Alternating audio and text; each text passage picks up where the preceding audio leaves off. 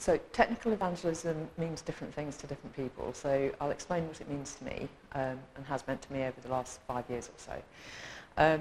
It's meant working as part of a development team to take what that development team produces and to try and make it easier to use for other people, to try and explain what it is to other people, and just to try and get it out of IBM in some way. So, I mean, that means doing quite a lot of different things. So I have quite a varied job. In part, it's meant, working on Apache Aries, and in part, it's also meant encouraging the development team to go out and do different things.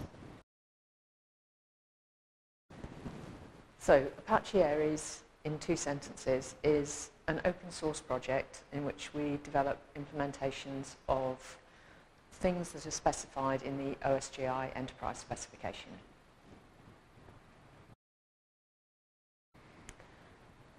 So that's an interesting question, because I think runtime stacks mean different things to different people. So I'll try and explain it. First of all, by starting off to say what Aries isn't. So Aries isn't something like Felix or Equinox. It's not an OSGi runtime. So Aries needs an underlying OSGi runtime to run on.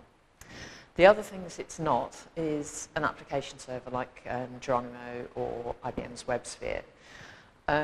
But bits from Aries might be included, and in fact are included in both of those application servers. So it's best to think of Aries as a collection of tools that you might use and implement in app servers, or you might, if you wanted to, run standalone on something like Equinox or Felix, and that's how we run the samples in Aries. The point of Apache Aries is to give Java EE developers tools to use the things that they're used to, but in an OSGi way. So there are a number of components.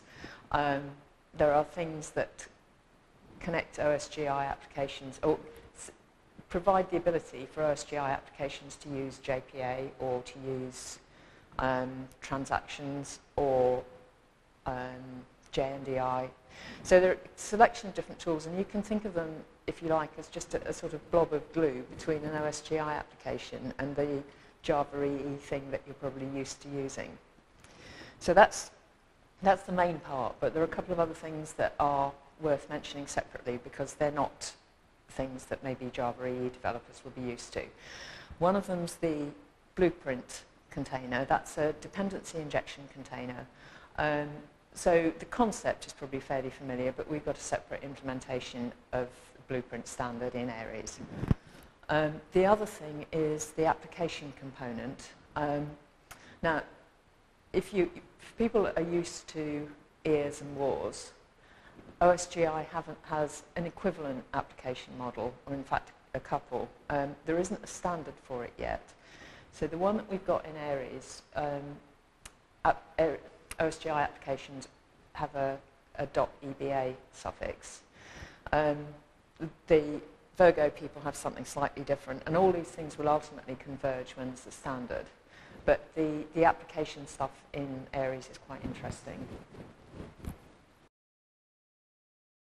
Well, the best thing to do is what I always do is Google for Aries and Apache, and you'll get to our website, which I'm partly responsible for maintaining, so I hope it's friendly and easy to use.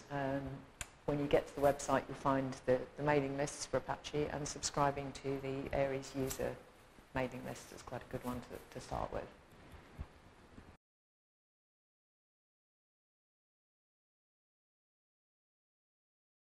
Conferences are very important.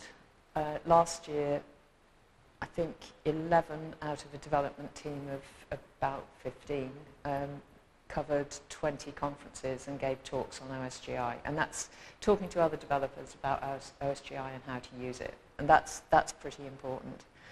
The other thing, obviously, is the Apache stuff, making sure that what's in Apache Aries is always usable, trying to make sure that the samples always work, trying to make sure that the website's friendly. All of that kind of stuff is just terrifically important because, I mean, you know, you're a developer, you know, if you go and try and use something and it, you know, you download it and it doesn't work, or you can't find where to download it, you just wander off because you haven't got enough time to do that kind of stuff. So I'm trying to make it easy for people to get to OSGi things. It's really difficult to say. I just like working with code and I like working with developers. And so this is sort of the perfect job for me. I love playing with bits of software and I love talking about it.